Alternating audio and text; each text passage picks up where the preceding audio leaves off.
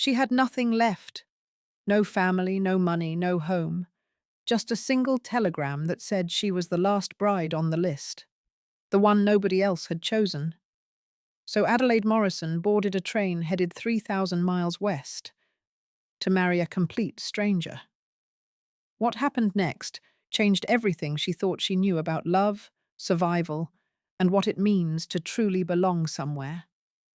This channel is your home for Western frontier tales, love stories forged in dust and devotion, the bond between mothers and children, and the quiet courage of ordinary people who chose each other anyway.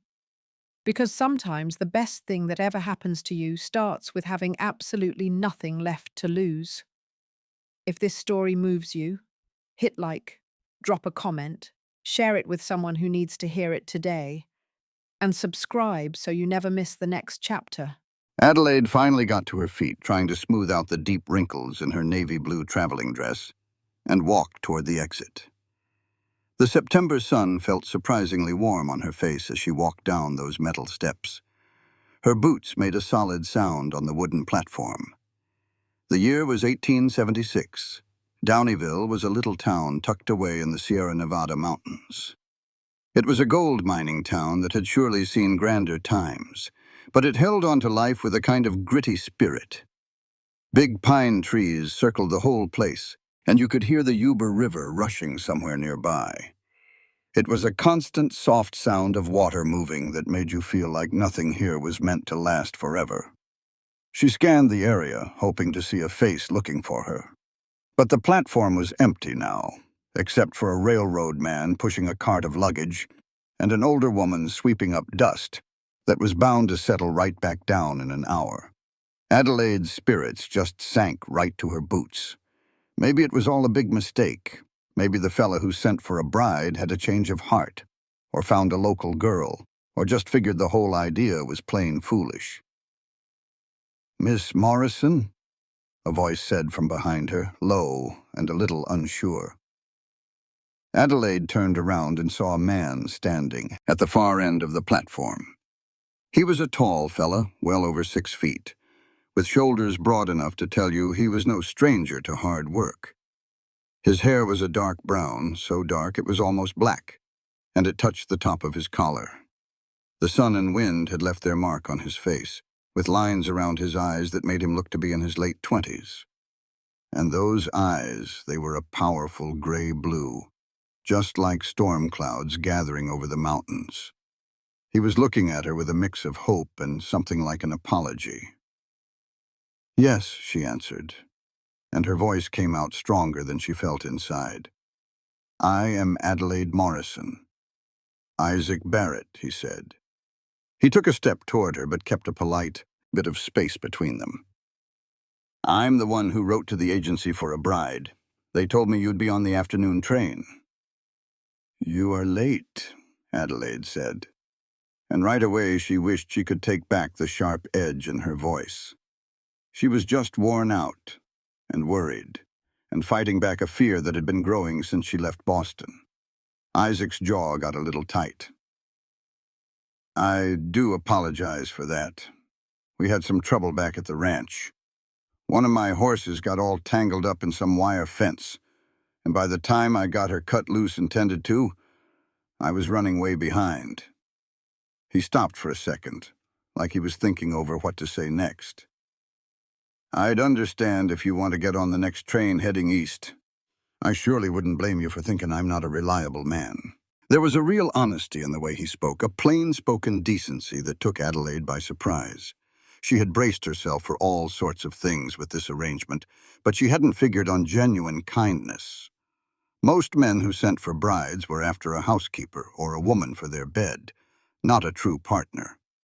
The agency had been clear about keeping her hopes down to earth. "I don't have the money for a ticket back," Adelaide told him quietly. "And even if I did, there's nothing for me to go back to." A little something changed in Isaac's face. Maybe it was understanding, or maybe he saw a bit of his own loneliness in her. "Well then, let me get your bag and I'll show you the ranch. It's not a grand place, but the land is honest and I do my best working it. By myself. Adelaide gave him her bag, and he lifted it like it was nothing. He led her over to a wagon that was hitched to two strong-looking horses.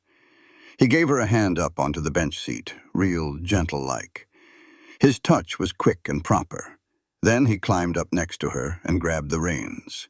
The wagon wheels groaned as it started moving, rolling off from the little station and onto a dirt road that wound its way through the pine trees. They didn't talk for a few minutes. The only sounds were the steady clopping of the horses' hooves, the little jingles from the harnesses, and that river that was always rushing somewhere close by. Adelaide just looked at the land all around them. So different from the brick buildings and cobblestone streets of Boston. Everything out here just felt bigger and a whole lot wilder, like it didn't care one bit about putting things in neat human order. It was frightening, and in a strange way it was exciting, too. "Why did you send for a bride?" Adelaide finally asked, because the silence was getting to be too much. Isaac kept his eyes fixed on the road ahead. "The ranch needs more than just my two hands if it's going to make it. And I reckon I got tired of my own cooking and having nobody but the horses to talk to." He cut a quick glance over at her. "Why'd you agree to come all the way out west to marry a man you've never met?" Adelaide thought about making up some romantic tale about seeking adventure or following her destiny, but the honesty he'd shown her deserved the same back. "My mother and father both died from typhoid fever last winter. I don't have any brothers or sisters, and the house had to be sold to pay off what they owed. I found work as a seamstress for 6 months, but the wages were hardly enough to cover a bed in a boarding house I shared with 5 other women. The marriage bureau felt like the only choice I had that didn't lead to ruin or something worse." "I am truly sorry to hear about your parents," Isaac said. And she knew from his voice that he meant every word. "Thank you," Adelaide answered, her voice soft. The ranch came into view after about another 20 minutes of riding. It was a simple place, just like Isaac had said. A one-story house made of wood and stone that looked weathered but solid. There was a barn that had seen better days but still looked like it worked, and some corrals with maybe a dozen horses inside. Past all that was open pasture land that went all the way to the woods. Big mountains stood up in the distance, and you could still see patches of last winter's snow on their peaks, even with the late summer heat. Isaac helped Adelaide down from the wagon, and she just stood there for a moment, looking at the house that was supposed to be her home now. The whole thing felt like a dream, like she was watching some other person's life unfold. "The house has 2 bedrooms, Isaac said, speaking carefully. "I've been staying in one of them. The other one is yours, for as long as it takes for us to figure out how we want this whole arrangement to go." He took her bag up to the front door and just pushed it open. "Folks don't really lock their doors much around here, though I reckon we ought to start now that you're here." The inside of the house was cleaner than Adelaide had figured it would be. The main room was the kitchen and the living space all in one. It had a wood-burning stove, a scratched-up wooden table with 4 chairs, and 2 armchairs that looked pretty comfortable sitting near a stone fireplace. Everything was tidy, just a little bare. Through one open door, she could see a bedroom with a bed made of iron, and Isaac led her through another doorway into what was obviously the spare room. It had a smaller bed, a dresser, and a window with a nice view of the pasture. "I know it's nothing fancy," Isaac said, placing her bag down on the bed. "But the roof is sound and the stove does a good job of keeping the place warm when winter comes." "It is more than fine," Adelaide said as she ran her hand over the top of the dresser. Not a speck of dust came off on her glove. "Thank you for getting it ready." Isaac gave a little nod, and he looked relieved. "I'll leave you be for a bit to get settled. There's some water in the pitcher on the dresser if you'd like to wash up. Whenever you're ready, just come on back to the main room and we can talk about, well, what we both expect." He left the room, pulling the door closed quietly behind him. Adelaide sat down on the edge of the bed, and suddenly the size of what she had done just hit her all at once. She had crossed an entire continent to marry a man she had just laid eyes on for the first time. to make a life in a place so far from everything that the closest neighbor was likely miles down the road. To build a future from nothing at all. She gave herself 5 minutes, exactly 5 minutes, to feel scared and unsure. Then she stood right up, put her few things away in the dresser, washed her face and hands in the little basin, and went to meet whatever was coming next. Isaac was over by the stove pouring hot coffee into 2 tin cups. He handed one to her as she came in, and they sat down at the table, facing each other. "I want to be straight with you about what I'm looking for," Isaac started. "I need help on this ranch. The work is hard, and there's more of it than one man can handle. I'm hoping you'd be willing to learn the work, though I sure don't expect you to know it all right now. What I can give you is a home, plenty of food, and any protection I can offer." He paused for a moment, his hands wrapped around the warm cup. "Now, about the marriage part. The agency papers say we ought to be married within a month of you getting here. But I'm not about to force you into something you don't want. If you need some time to see if you can stand living out here, and stand living with me, I will give you that time." Adelaide took a sip of her coffee. It was strong and a little bitter, and it was just what she needed. "That is more than fair. I appreciate you being so considerate." She looked him straight in the eye. "I won't lie and say I know the first thing about ranching, but I've never been afraid of hard work. I know how to cook and clean and sew, and I'm a quick learner. As for getting married, I came out here fully intending to keep my end of the bargain. But I do agree that we ought to at least get to know one another a little before we go standing in front of a preacher."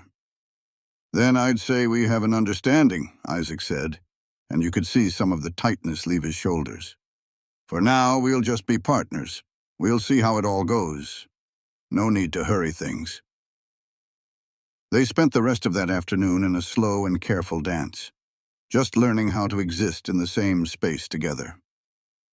Isaac gave Adelaide a tour of the property, telling her his plans for getting more horses and for fixing up the old barn. Perhaps put in some crops if he could ever catch up on all the daily chores. Adelaide just listened, asking questions here and there, and she started to see that Isaac Barrett was a man with big dreams, but his feet were planted firmly on the ground.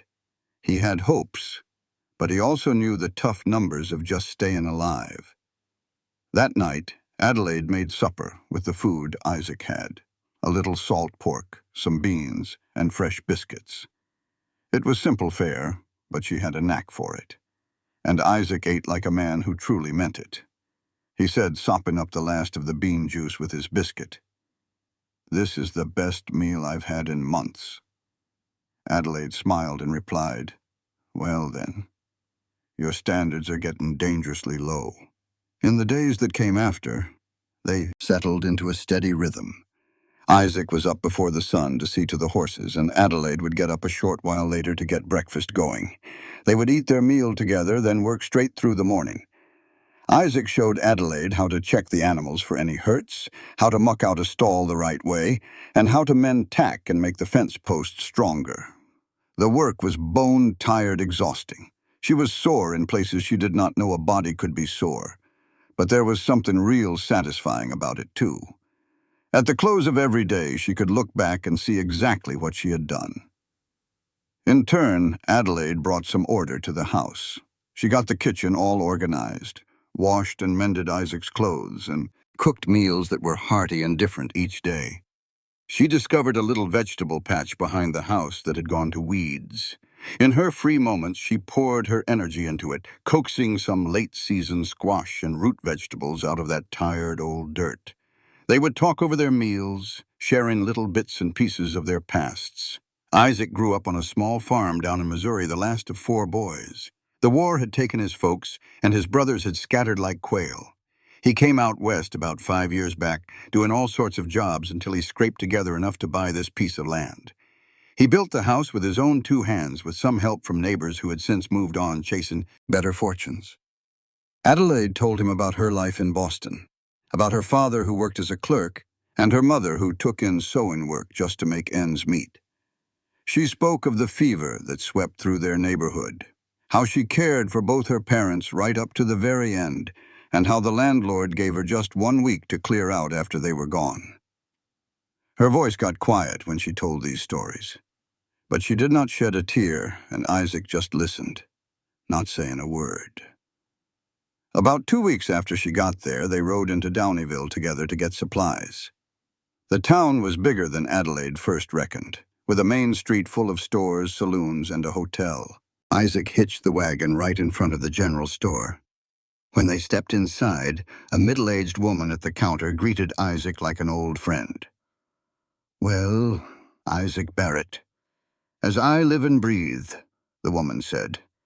"And who might this be?" "Mrs. Fletcher, this here is Adelaide Morrison," Isaac said. "She came in on the train a couple of weeks ago." Mrs. Fletcher's eyes widened as she put two and two together. "The mail-order bride. Word gets around, you know. I heard you had sent for one. Well, welcome to Downeyville, honey. I sure hope Isaac is treating you proper." "He has been very kind," Adelaide said. She felt a little awkward under the woman's gaze, but tried her best not to let it show. They bought flour, sugar, coffee, and other things they needed. Mrs. Fletcher kept up a steady stream of chatter the whole time, sharing every bit of town gossip and asking Adelaide questions that were a little too personal. By the time they finally walked out of that store and loaded the supplies in the wagon, Adelaide was plumb worn out from being so social. "I apologize for Mrs. Fletcher," Isaac said as they started heading out of town. "She means well, but she can be a real handful." "She's just curious," Adelaide said. "I suppose a mail-order bride is big news in a small town." "Probably the most exciting thing to happen round here since the mine caved in last spring," Isaac agreed. He glanced over at her. "Does it bother you, all the attention?" Adelaide thought on that for a moment. "Not exactly," she said, but it does make all this feel very real. Before it was just you and me and this ranch. Now other folks know, and they've got ideas about who we are and what we're supposed to be." "We don't have to live up to their ideas," Isaac said, his voice firm. "We just need to figure out what works for us." That conversation stuck with Adelaide for the next few days. What did work for them? She found herself watching Isaac a little closer, noticing the small things he did. The way he always made sure she had enough water before he'd take a drink himself. How he would patiently show her the right way with the horses, never making her feel foolish. She noticed that rare smile of his that could light up his whole serious face and make him look almost like a boy again, and the careful way he always kept a respectful distance, never pushing on her space, never assuming anything. He was, she realized, a good man. In a time and a place where true goodness was hard to come by, Isaac Barrett worked hard, he kept his promises, and he treated her with respect. It was more than she had ever dared to hope for when she first stepped on that train in Boston. One evening in early October, after they had cleaned up from supper and were sitting by the fire, Adelaide spoke up. "I think we ought to set a date for the wedding." Isaac looked up from the piece of leather he was working on, pure surprise, plain on his face. "You're sure about that?" "I am," Adelaide said. She folded her hands in her lap, thinking carefully about her next words.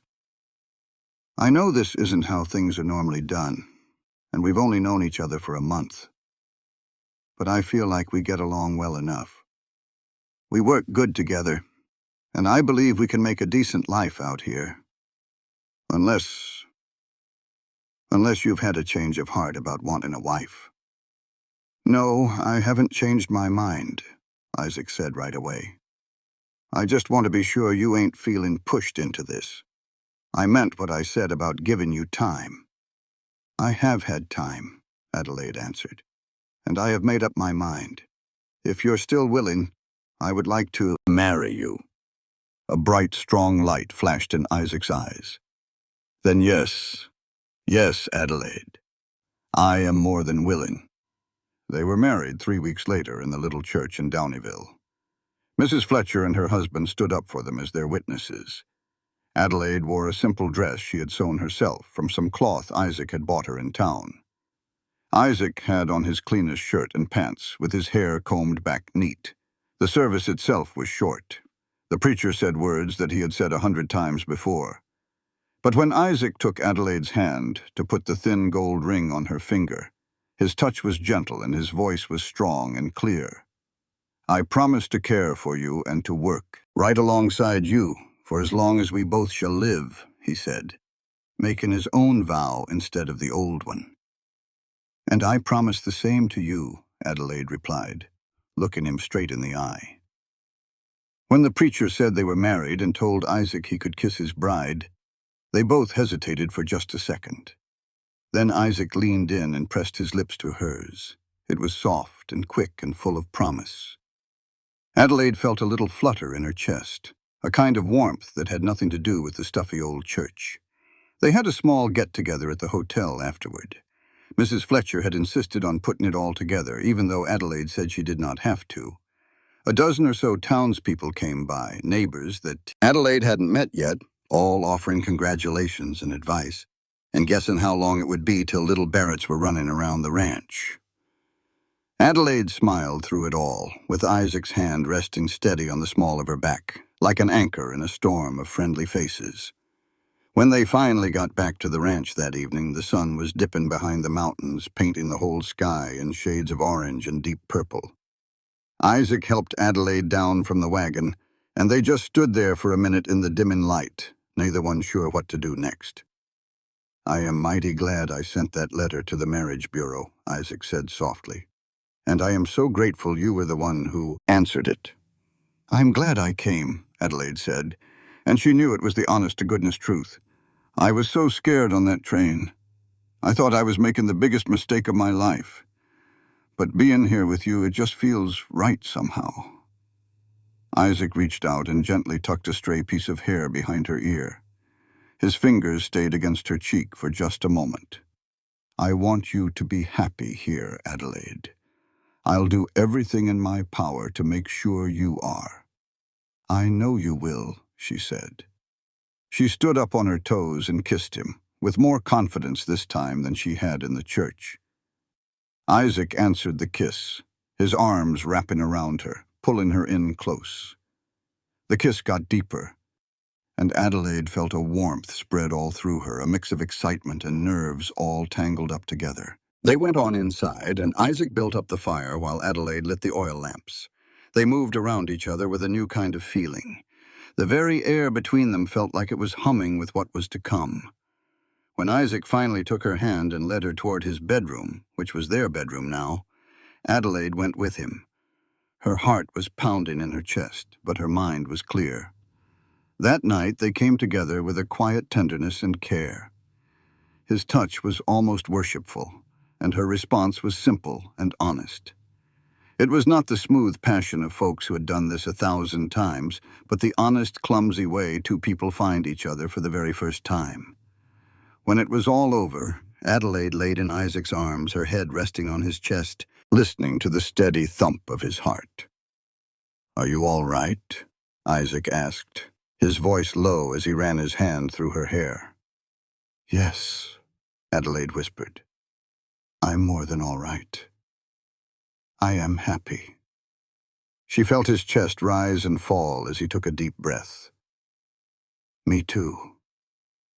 The winter that came next was a hard one, just like winters in the Sierra Nevada always were. The snow came down hard and often, piling up in big drifts against the house and the barn.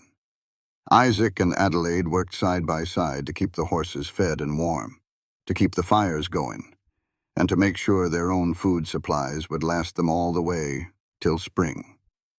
The loneliness was a powerful thing. Some days all they saw was a world of white outside and each other inside. But Adelaide, she found that she did not mind one bit. The ranch that felt so big and empty at first now seemed like a cozy shelter from the cold world outside. She filled her days with cooking, sewing, and reading from Isaac's small stack of books. She even started learning to play an old battered harmonica he had kept since he was a kid. In the evenings, Isaac taught her how to play cards.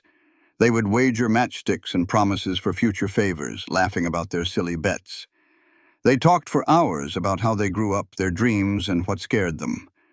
Isaac admitted he had always worried that no woman would ever want to marry him, thinking he was too rough around the edges.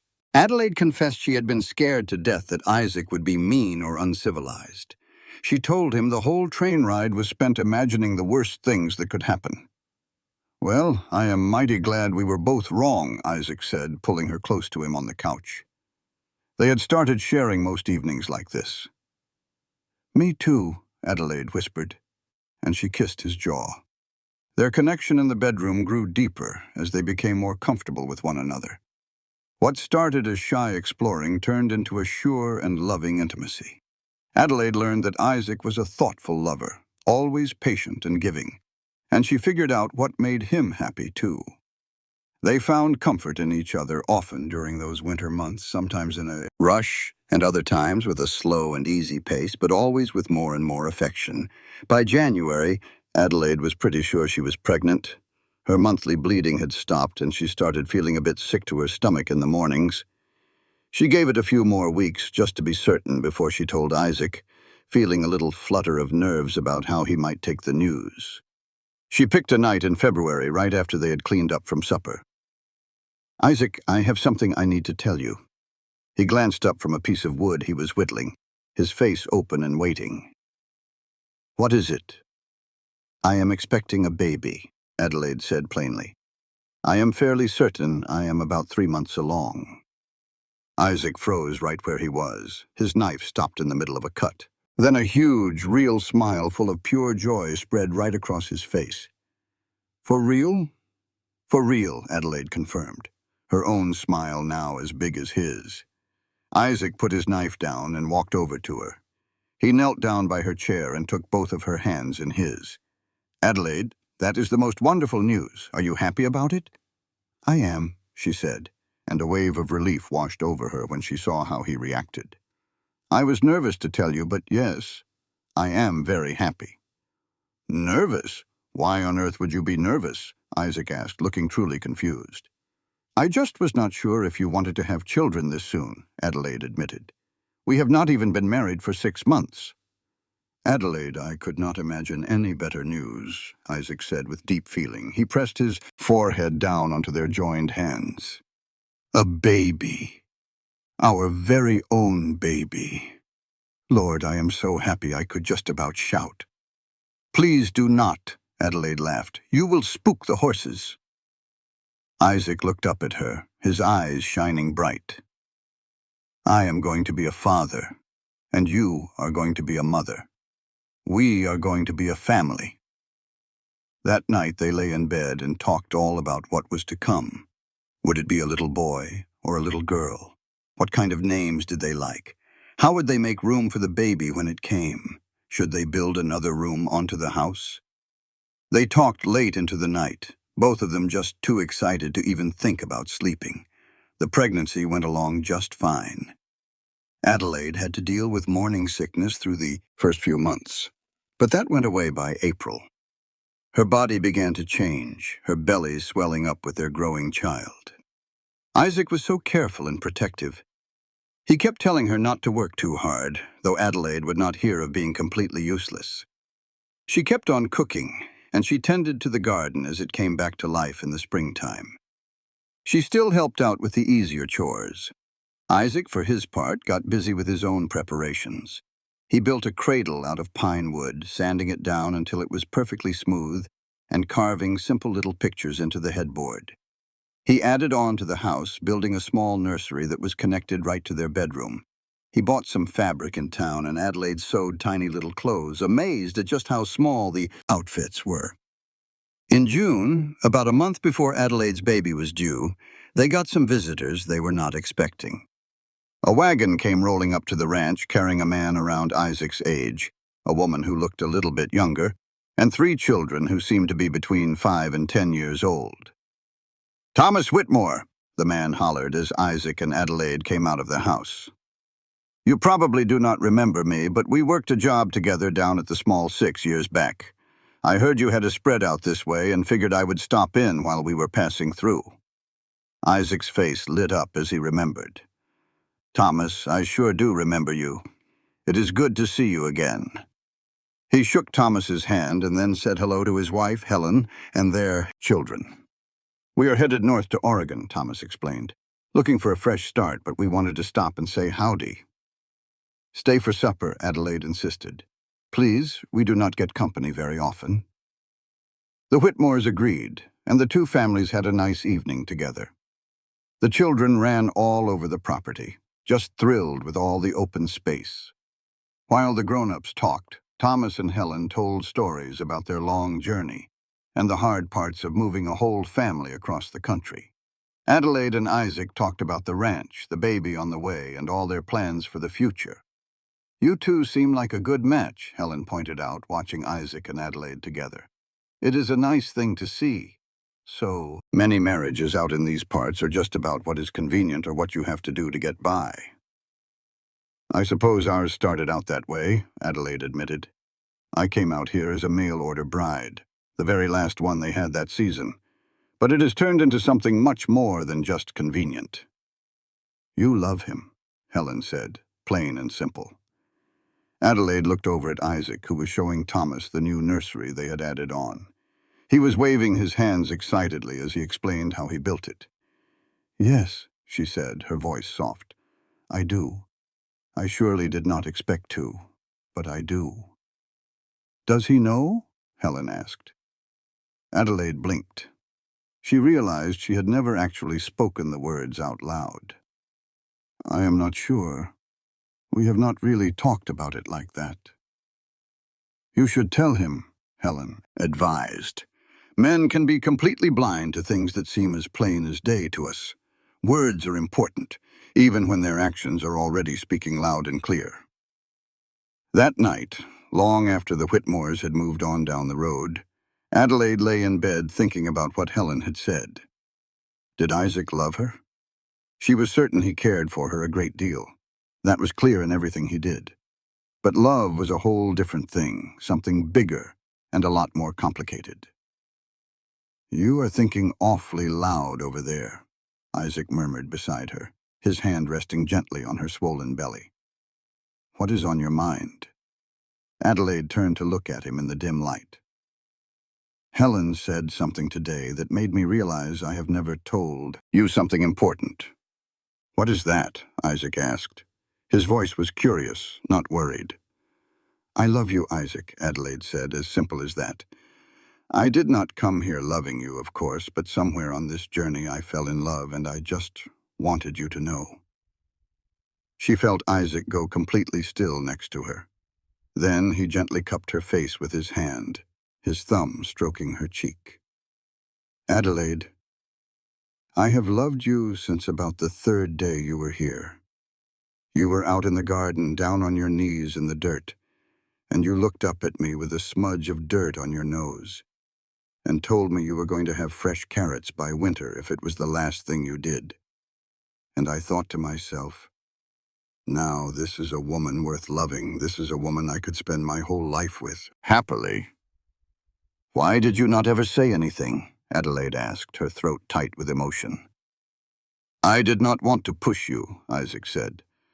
I figured you had enough to get used to without me going on about my feelings before you were ready to hear them. But Adelaide, I love you. I love you so much it honestly scares me sometimes. Adelaide kissed him right then, a deep and powerful kiss, trying to put everything she felt into that one moment. They made love slowly and carefully because of how far along she was in her pregnancy. Afterward, they lay all tangled up together, whispering sweet nothings and promises into the dark. 3 weeks later, on a blazing hot afternoon in July, Adelaide went into labor. Isaac rode his horse as hard as he could into Downeyville to go get the midwife, Mrs. Patterson. She was a woman with a lot of experience who had delivered most of the babies in that area for the last 20 years. She showed up with her bag full of supplies and took control of everything with a calm and steady hand. The labor was long, and it was hard. Adelaide knew giving birth would be painful, but what she was going through was worse than anything she had ever imagined. She squeezed Isaac's hand through every contraction, sometimes crying out and sometimes biting her lip to keep from making a sound. Isaac never left her side through the whole thing. He wiped her forehead with cool cloths, whispered words of encouragement, and let her squeeze his hand until his fingers turned white. You are doing wonderfully, dear, Mrs. Patterson said during a short break in the pain. The baby is coming along just like it is supposed to. Just a few more pushes and you will get to meet your little one." "I cannot," Adelaide gasped, feeling completely worn out. "Yes, you can," Isaac said firmly, his face right there next to hers.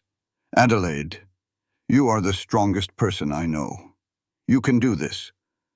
She looked right into his eyes and found the strength she needed to keep going. With the very next contraction, she pushed with every last bit of energy she had. And then, all of a sudden, the pressure was gone and a baby's cry filled the room. "A boy," Mrs. Patterson announced, holding up the squalling, tiny baby. "You have a fine, healthy boy." Adelaide fell back against the pillows with tears just streaming down her face. She realized Isaac was crying too. His eyes locked on the baby as Mrs. Patterson cleaned him up and wrapped him in a blanket. When the midwife finally laid the baby boy in Adelaide's arms, she looked down at her son and felt her heart grow bigger in ways she never knew it could. He was all red-faced and so small, with a surprising amount of dark hair. When his eyes opened for a moment, they were the same gray-blue color as his father's. His little hands waved around with no purpose, and Adelaide caught one with her finger, just amazed by his perfect tiny fingernails. "Now he is a beautiful little thing," Isaac said, his voice raspy with emotion. He sat on the bed's edge, touching the baby's head with a gentleness that could break your heart. "He is just perfect," Adelaide whispered back. They called him Jacob Samuel Barrett. Jacob was for Adelaide's daddy, and Samuel was for Isaac's. All things considered, he was a good baby, though his need for food kept them awake at all hours of the night. Adelaide was bone-tired, but this was a new kind of tired she had never felt before. This was a weariness that came with a deep sense of purpose, a real and honest joy. From that very first moment, Isaac was a truly devoted father. He changed dirty diapers without a single complaint, paced the floor with a fussing Jacob, and talked to him all the time, even though there was no way that little baby could understand a word. Adelaide would just watch the two of them and find herself falling in love with her husband all over again, seeing this whole new side of him. The months that came after were a real challenge. I tell you, running a ranch with a newborn is no simple task, but they made it work, pulling together as a team just like they had from the very start. Adelaide got the hang of doing her chores with Jacob tied to her back in a sling she had stitched herself. Isaac changed his work schedule around so he could be there whenever Adelaide needed to get some rest.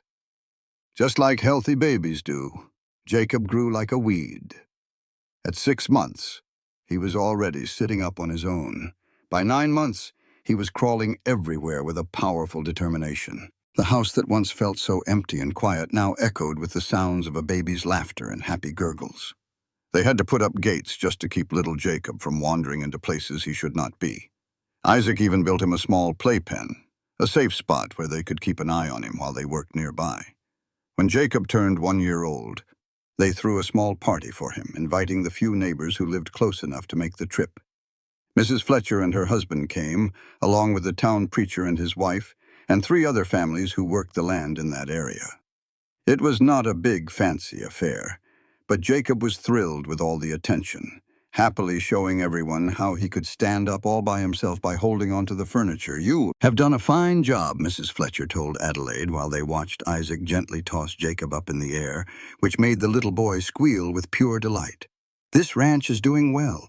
You have a handsome, healthy son, and it is plain to see that you and Isaac are happy as can be. That right there is more than what most folks ever get." "I know it is," Adelaide said quietly. "Sometimes I find myself thinking about that day I first got off the train, how scared and unsure I was of everything. I never could have dreamed of having all this." "Well, life has a funny way of surprising you," Mrs. Fletcher said, "and those surprises are usually for the better, so long as we are brave enough to take the chances that come our way." That evening, long after the guests had all gone home and Jacob was sound asleep in his cradle, Adelaide and Isaac sat together on the porch, just watching the stars begin to pop out in the darkening sky. "Do you ever regret it?" Adelaide asked him, talking about him sending for a mail-order bride instead of finding a local girl. Isaac just pulled her in closer to his side. "Never. Not for a single second. You are everything I could have ever wanted, and 1,000 other things I did not even know to wish for." He stopped for a moment. Then he added, "Do you have any regrets about coming out here?" "No," Adelaide said, her voice firm. "This is the best choice I have ever made in my life. Coming to this place, marrying you, building this life together, I love every part of it." "I love you." "I love you too," Isaac said, and he kissed the top of her head. More than I could ever find the words to say. They sat there in a comfortable silence, just listening to all the night sounds around the ranch. An owl hooted from somewhere in the trees. The horses shifted around quietly in the barn. You could hear the river rushing off in the distance. Everything felt so peaceful. Everything felt just right. In the years that followed, the ranch just kept on growing. Isaac bought more horses, put up better buildings, and started earning a good name for himself around the area as an honest man to do business with. Adelaide made the garden bigger and learned how to preserve their food real good, making sure they had more than enough put away for the long, hard winters. Jacob grew from a curious, energetic little toddler into a talkative young boy who followed his father around everywhere he went, asking questions that never seemed to end. Then, when Jacob was 3 years old, Adelaide found out she was pregnant again. Everybody was excited to hear the news. Jacob was mighty interested in the idea of having a brother or sister, even though he did not quite understand what it all meant. Isaac was just thrilled, hoping for another strong and healthy baby. This pregnancy turned out to be easier than her first one. Adelaide knew what she was in for this time, and her body just seemed to handle it all a little better. She kept on working through most of it, only slowing herself down in the last few weeks. When her labor started that March, Isaac went and got Mrs. Patterson to come help again. And that kind midwife delivered a healthy baby girl after a labor that, thankfully, was a whole lot shorter than Jacob's had been. They decided to name her Ruth, Elizabeth Barrett, and from the very beginning she was her daddy's little girl. She had her mother's darker hair, but she got Isaac's gray-blue eyes. And even as a tiny baby, she had this serious, watchful look about her that made her seem much older than just a few weeks. Jacob was absolutely fascinated by his new baby sister. He always wanted to be holding her, though they had to watch him like a hawk to make sure he was being gentle enough. "My baby," he would say with pride to anyone who came to visit. "She's my Ruth, not just yours," Adelaide would correct him with a gentle laugh. "She belongs to all of us." But Jacob was not completely wrong. As Ruth got bigger, she and Jacob became as close as two peas in a pod. He was so protective of her, and he would keep her entertained whenever she got fussy, teaching her new things just as soon as she was old enough to start learning them. And Ruth, well, she just adored her big brother.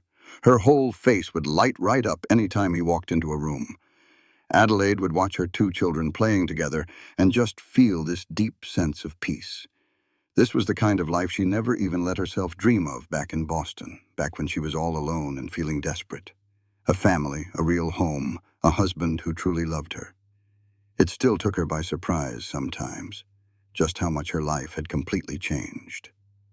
When Ruth was 2 years old and Jacob was 5, they ran into their first real trouble.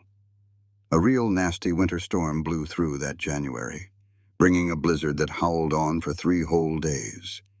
The snow piled up in high drifts against the buildings, and the temperature fell so low that the water in the horse troughs froze up solid as a rock. Isaac made his way out every few hours just to check on the animals, making sure they had food and were as warm as they could be. On the second day of the storm, he came back into the house limping bad, his face all tight with pain. "What in the world happened?" Adelaide demanded, helping him get inside. "Slipped on a patch of ice out by the barn," Isaac said, talking through clenched teeth. "Twisted my ankle up pretty good. Might have even broken it. I'm not really sure." Adelaide got him settled into a chair and took a look at his ankle, which was already starting to swell up something awful. She wrapped it up tight, propped it up on a stool, and made him swear he would stay off of it. But the horses still had to be cared for, and there was not a soul around to do it but them. "I will go," Adelaide said, plain and simple. "Adelaide, no," Isaac protested. "It is just too dangerous out there." You can barely see a thing, and if you got turned around, you could freeze to death before you ever found your way back." "Well, what do you suggest we do then?" Adelaide asked him. "The horses cannot just go without food and water until this storm passes. They will not make it." Isaac's jaw was set firm as he wrestled with this impossible problem. At last he said, "We will go out there together. You help me get out there, and I will tell you exactly what needs to be done. We will tie a rope from the house to the barn so we cannot possibly get lost." It was not the best plan in the world, but it was the only one they had. So Adelaide put on as many layers of clothes as she could, made sure the children were safe and busy inside, and then helped Isaac hobble his way out into that raging storm. The wind was so fierce it nearly blew her right off her feet, and the driving snow stung her face like 1,000 tiny needles. Isaac had been telling the truth about not being able to see. She could hardly make out her own hands in front of her face, but they followed the rope that Isaac had tied up and finally made it to the barn. And once they were inside its relative shelter, Adelaide got right to work. Isaac sat himself down on a bale of hay and told her exactly what to do. Feed all the horses, break up the thick ice in the water troughs, and then refill them. Check on every single animal to look for any signs of trouble. It was backbreaking work, made even harder by the bitter cold and the constant fear. But Adelaide just kept on pushing through it. They made 3 trips just like that over the course of that long storm. Each one was a struggle and full of danger, but they managed to keep all the horses alive, and nobody got seriously hurt. When the storm finally gave up on the 4th day, it left behind a world that had been changed into white drifts and sculptures of ice. Adelaide was worn out, but she was also mighty proud. "I could not have done any of this without you," Isaac said as they stood there looking out at the newly cleared sky. His ankle was still swollen up, but at least now he could put a little bit of weight on it. "You saved our horses, Adelaide. You saved this whole ranch. We saved it together," Adelaide corrected him. "Just like we do everything." Isaac pulled her in close and gave her a kiss, his cold lips on her cold lips. "Partners," he said. "Always," Adelaide agreed. The years just kept on rolling by, measured out by the steady beat of life on the ranch. Jacob started going to school in town. He would ride in with Isaac whenever he had to go get supplies, and then he would stay with Mrs. Fletcher during the week and come on home for the weekends. He learned how to read and write and do his sums, and even how to recite poetry. Ruth started school 3 years after him, and she turned out to be even more of a bookworm than her brother was. Adelaide watched her children grow up with a feeling that was a little sweet and a little sad, all mixed with a whole lot of pride. They were turning into their own people, independent and good at what they did. Jacob had his father's love for horses and a real natural knack for training them. Ruth, on the other hand, was curious about everything under the sun, always asking questions about science and history, and the big wide world that existed beyond their little piece of California. Adelaide kept on working the ranch right alongside Isaac, and their partnership just got stronger with every season that passed. They came to know each other's ways so well by now that they could work side by side without even needing to speak, knowing what the other needed and filling in the gaps without a second thought. In the evenings, they still sat together and talked, though now their conversations were often about planning for the future, for their children's futures, talking about whether Jacob might be fixin' to take over the ranch one day, or if Ruth might want to get more schoolin'. One night, after the kids were sound asleep and it was just the 2 of them by the fire, Isaac said, "Sometimes I just can't get over how blessed I am. The day you stepped down from that train, the very last mail-order bride they had. I had no idea I was shaking hands with the woman who would become my whole world." Adelaide rested her head on his shoulder. "I felt like the last picked horse that day, the one nobody else wanted. But now I know. It just meant I was being saved for the one man who was truly right for me. You were always the only one for me." "You were the one I needed," Isaac whispered back. "Long before I even knew your name. You were the one I was waiting for." They shared a slow, deep kiss that proved the fire between them still burned bright after all this time. That night they made love with the easy comfort that comes from knowing someone heart and soul. Each one knew just what the other needed, their bodies fitting together as perfectly as their lives had. When Adelaide was 35 and Isaac 38, they found out another little one was on the way. The news was a surprise, but a happy one. Jacob was 12 by then, and Ruth was 9, both of them old enough to be excited about a new baby brother or sister. The pregnancy went along just fine, although Adelaide felt it took more out of her than the first two. Her body was older, not quite as quick to bounce back. Come October, her time arrived. Mrs. Patterson came over just like she had twice before, but this time things got difficult. The baby wasn't turned right, and the labor just stretched on for nearly 20 long hours. Adelaide was worn down to nothing, barely even there, when Mrs. Patterson finally got the baby turned the right way. "Just one more push, Adelaide," the midwife pleaded. "You got to give me every last bit of strength you have." Adelaide looked over at Isaac. He was pale as a ghost and scared, but he was trying his best to be strong for her. She dug down deep for something she didn't even know she had, and pushed with all her might. The baby finally slid out, and Mrs. Patterson worked fast to get the little one breathing. For one awful second, the room was dead silent. Then a small, weak cry filled the air, and Adelaide just broke down, crying with relief. "It's another boy," Mrs. Patterson said, her voice tired but pleased. "He's a little fella, but he's healthy. You did good, Adelaide." They named him Samuel Isaac Barrett, just switching the names they'd given Jacob. Samuel sure was small, smaller than his brother or sister had been, but he had a powerful will to live. He ate like a champ, put on weight just right, and had a set of lungs that could wake up the whole dang house. Jacob and Ruth were just taken with their new baby brother. They helped look after him, argued over whose turn it was to hold him, and tried everything they could to make him smile. Adelaide would watch her 3 children all together and feel like her heart was so full it might just burst. As the kids got bigger, the ranch got bigger right along with them. Isaac put up a larger barn, bought more land for grazing, and built a name for himself that had folks coming all the way from San Francisco to buy his stock. Adelaide's garden did so well that she started selling her extra vegetables and canned goods in town, building up a little nest egg of her own that she put away carefully. The years brought heartache, too. Mrs. Fletcher passed on when Samuel was just 3, and Adelaide wept at the funeral, thinking about how sweet that older woman had been to her when she'd first shown up in Downeyville, all alone and scared. The preacher who had married them retired and went to live with his daughter.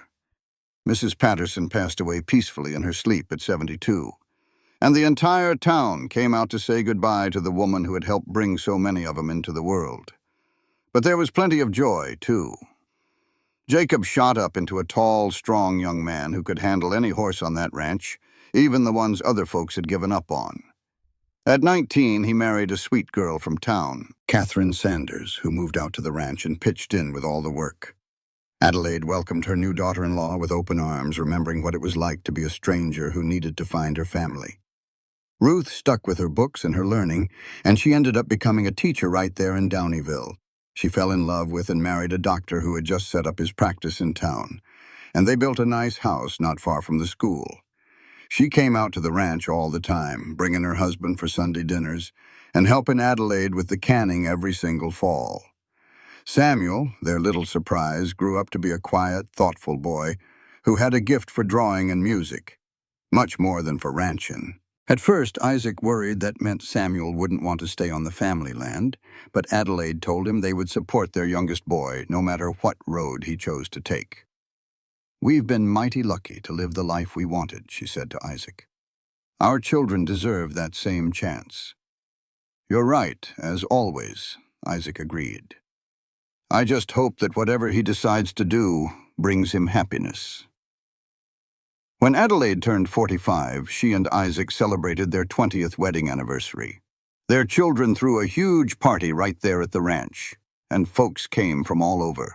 It was a perfect September day, warm with a nice breeze that smelled of the pine trees from the woods nearby.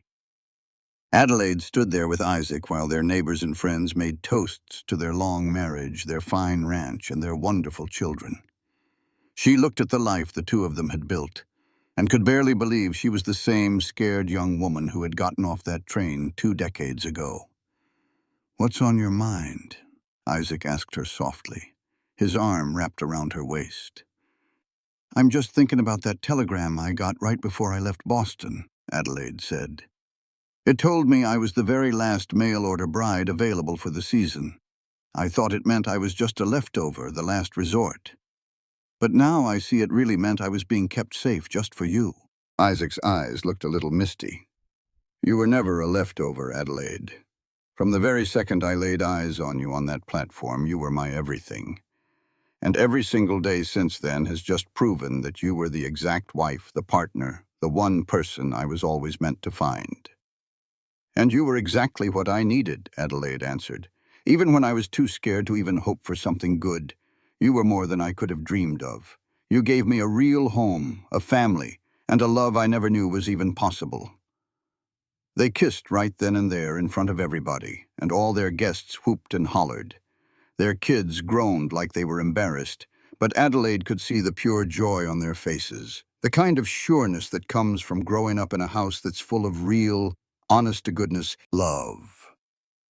The years kept rolling on by. Jacob and Catherine had children of their own, a set of twin girls that Adelaide just loved to spoil rotten. Ruth and her husband had a boy, a serious little fella who was smart just like his mama. Samuel did end up leaving the ranch, moving to San Francisco to study art, but he came home often and always called the ranch his true home. Isaac's dark brown hair turned to silver, and Adelaide started finding silver threads in her own. They moved a little slower than they used to, their bodies showing the signs of a lifetime of hard work. But they were healthy, they were happy, and they were still so much in love. For their 30th anniversary, they took a trip, something they hardly ever did. They left the ranch with Jacob, who knew exactly what to do, and they traveled to San Francisco to see Samuel. That city was a whole lot to take in after so many years out in the country, but it was exciting too.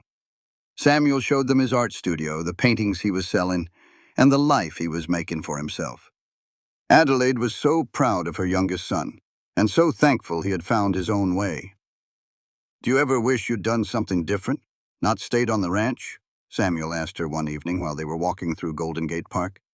"You could have had another kind of life, maybe an easier one." Adelaide thought about it for a good minute.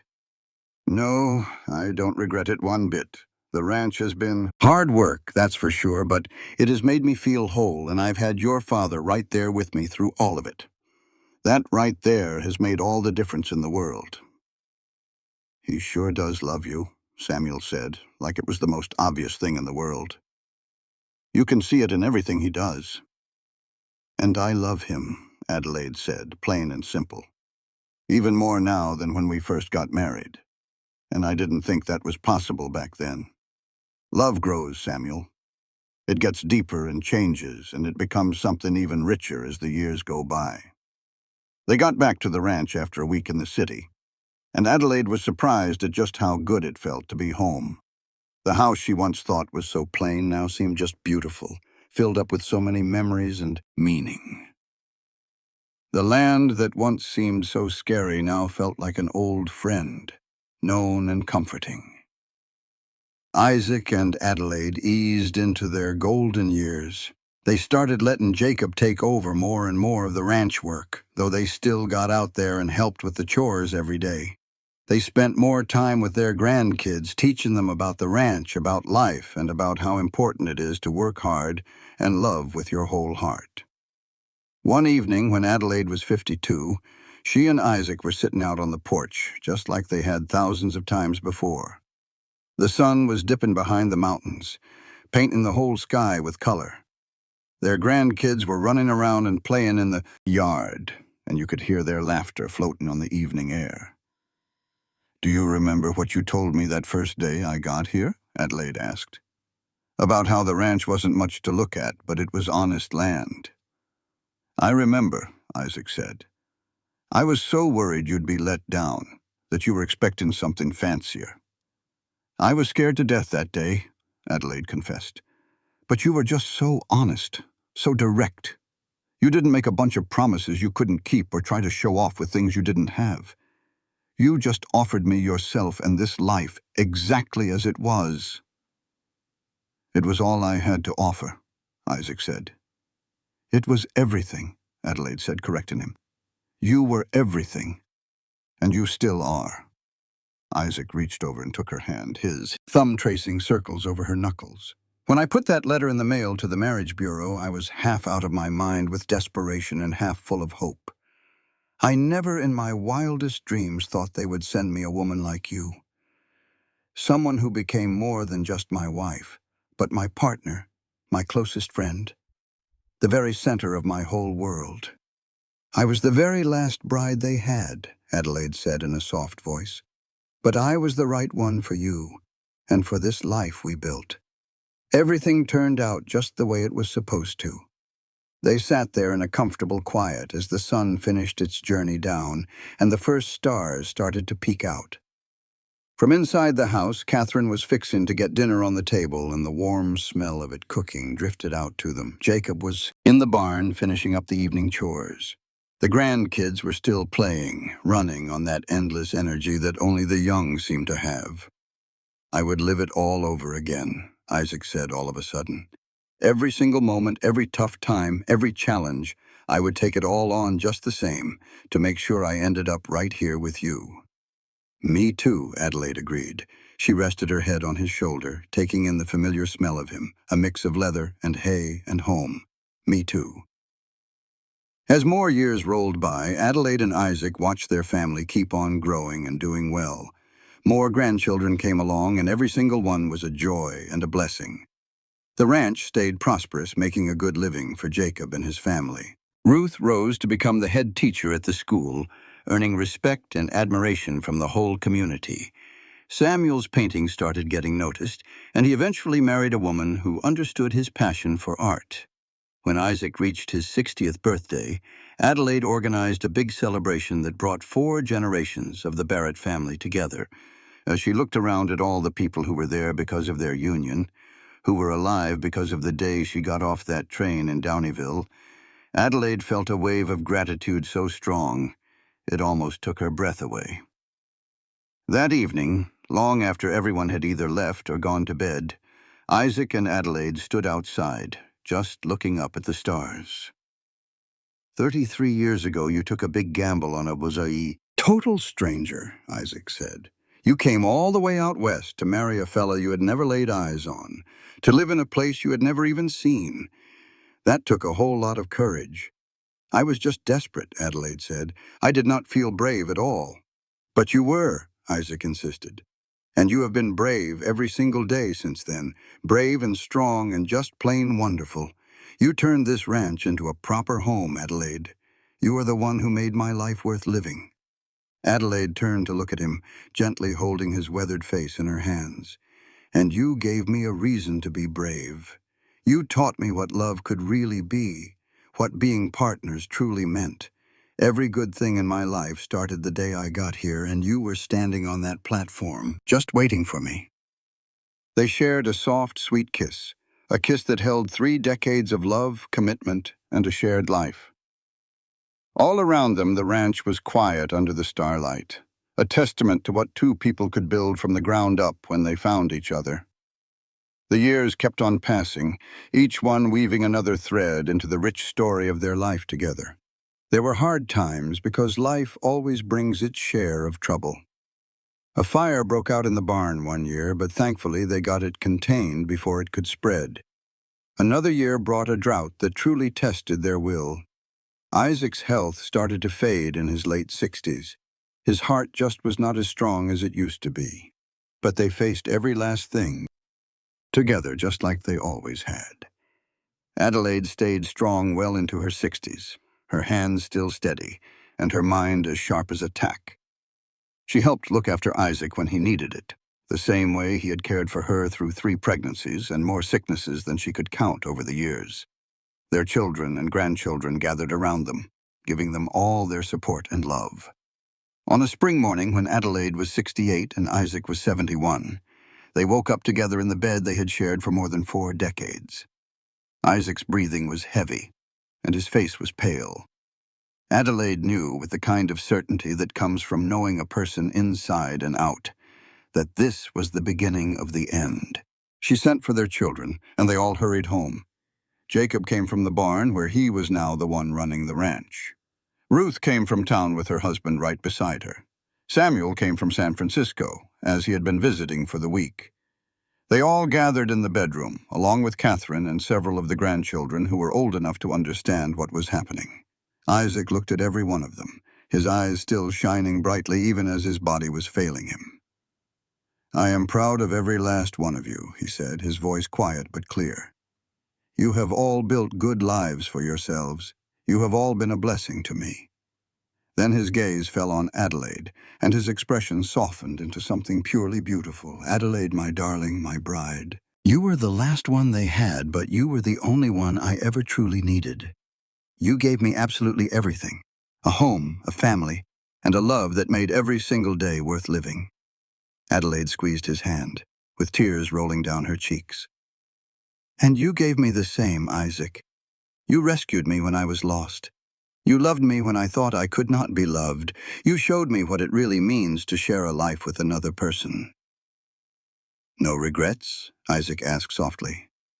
"Not a single one," Adelaide answered, her voice firm. "Every moment I had with you has been a gift." Isaac smiled, and it was that same warm smile he gave her that very first day on the train platform, a smile full of hope and honesty. "Good. That is real good." He closed his eyes then, still holding on to Adelaide's hand. His breathing became shallower, and the quiet moments between each breath grew longer. Adelaide sat right there with him, gently stroking his hair, whispering words of love and comfort. Their children stood nearby, offering their quiet strength. As the sun climbed to the highest point in the sky, filling the room with golden light, Isaac took one final deep breath, and then slowly let it out. And just like that, he was gone, his face at peace, his hand still warm in hers. The grief was a powerful thing, a deep ache that Adelaide felt in every fiber of her being. For the first time in 43 years, she was truly on her own. The man who had been her partner in all things, who knew her better than she even knew herself, was gone. But even in the middle of her sorrow, Adelaide found a measure of peace. She had been blessed to know a kind of love that many people only dream about. She had shared a life that was rich and full, and had real meaning. Isaac had been hers, and she had been his, and nothing in this world could ever take away those wonderful decades of happiness. His funeral was a big one.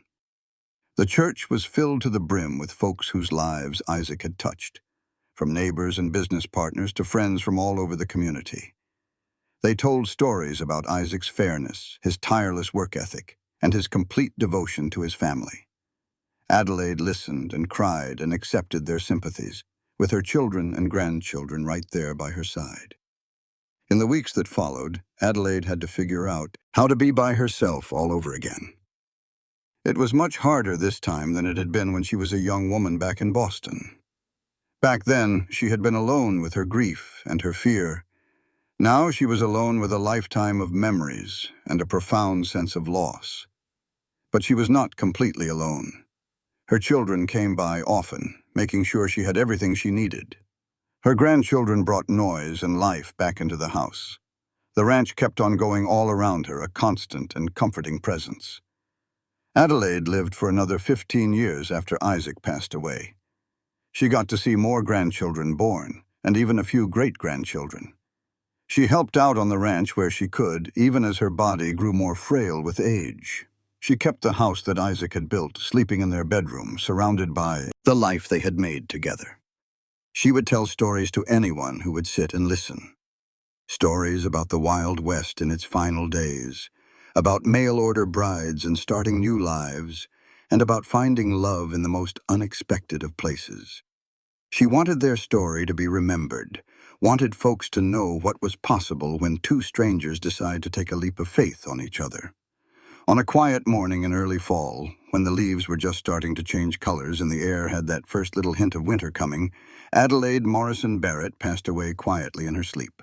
She was 83 years old, and she died in the house she had turned into a home on the ranch she had helped to build, surrounded by the echoes of a love that had been the cornerstone of her life. At her funeral, her children and grandchildren and great-grandchildren all came together to celebrate a life lived to the fullest. They spoke about her strength, her kindness, and her deep, unwavering love for their father and grandfather. They talked about how she had come out west as the very last mail-order bride available and had built a legacy that would last for many generations. Jacob, now an old man himself, stood at her grave and said, "My mother taught us that love is not about big, fancy gestures or waiting for perfect moments. It is about showing up, day in and day out, working side by side and building something that matters with someone who values you just as much as you value them. She and my father proved that two complete strangers could become the whole world to each other if they were just brave enough to give it a try." Adelaide was laid to rest next to Isaac, their graves right beside each other on a hill that overlooked the ranch. The words on her headstone were simple. Adelaide Morrison Barrett, beloved wife, mother, grandmother. She came west looking for a way to survive and found a reason to live. The ranch stayed in the family for several more generations, passed down through the line that Adelaide and Isaac had started. The house was taken care of, updated, just enough to keep its character while meeting modern needs. But the story was always told. The story of how Isaac Barrett had sent away for a mail-order bride, how Adelaide Morrison had been the one to answer, and how together they had built something truly special from the most humble of beginnings. In the end, Adelaide had been right all along, right from that very first day on the train platform. She had been the last bride available that season, not because she was unwanted, but because she was being saved for the one person who needed her most. Isaac had needed her specifically, with her strength and her courage and her big capacity to love. And she had surely needed him, with his honesty and his kindness and his steady heart. Devotion. Theirs was the perfect match, you see. They came together just right, like two sides of the same coin, even though one hailed from the dusty plains and the other from a world away. Their love was not built on fancy words, but on good old-fashioned respect and hard work. It grew stronger with every drought they endured and every calf they delivered, a steady warmth that time only made truer. It was the kind of love story that could only sprout from the hard-packed soil of the Old West, back when a man would mail a letter and a woman would board a train to marry a complete stranger. It was a tale that started with little more than need and a prayer, but through grit and gumption, they turned it into something truly beautiful and built to last. Now Isaac and Adelaide have long since gone to their reward, but their love story is still alive and kicking. You can see it in the family they raised, feel it in the timbers of the ranch they built, and hear it in the tale that gets told from one generation to the next. They showed everybody that the best things in this life do not always come from having a perfect plan. Sometimes, they come from taking a leap of faith and working your fingers to the bone to build something better than either of you could have managed alone. Adelaide stepped down from that train, scared, and all by herself, the very last bride on the list that nobody else had picked. But the only one who needed to want her did. Isaac did not see a leftover woman. He saw a partner, an equal, the person he was meant to love. And side by side, they carved out a life that was bigger and better than their wildest dreams or their simplest hopes. When you get right down to it, that is all a person can really ask for in this world. A life founded on love, held up by partnership, and looked back on with a full heart. They found all of that right here, the cowboy and his mail-order bride, and their story will keep on being told long after they both return to the dust. For so many years, they put in the work, day in and day out. This content was carefully researched, developed, and manually edited by our team to deliver meaningful stories with valuable life lessons. Every narrative is crafted to entertain, inspire, and empower our audience. We believe that great stories can change lives, and we are committed to bringing you content that matters. Thank you for being part of our community.